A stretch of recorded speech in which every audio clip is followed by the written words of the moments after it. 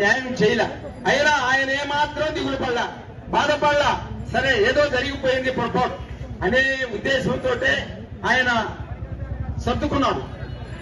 ఇప్పుడైనా సరే మనకు జరిగిన అన్యాయాన్ని అందరూ ప్రతి ఒక్కరూ గ్రహించి రేపు రాబోయే ఎలక్షన్లో సరైన బుద్ధి చెప్పాలని అందరికీ తెలియజేస్తూనే సెలవు తీసుకుంటున్నాను.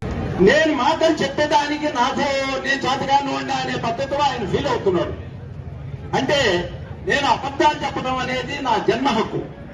నేను అబద్ధాలు చెప్తాను, మోసపోవడం అనేది మీ చేతకంతనం అనే పద్ధతిలో చంద్రబాబు నాయుడు గారు ఆ విధంగా చెప్పి ప్రతి ఒక్కరిని ఆయన సూపర్ 6 గాని సూపర్ 7 గాని ఏదైనా సరే ఈ పథకాలు పెట్టిన తర్వాత ఒకటి ప్రారంభించిన దాఖలాలు ఏమాత్రం లేవు.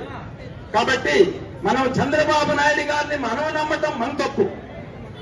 కాబట్టి మీరు ఆయన 14-19 మధ్యలో చూశారు.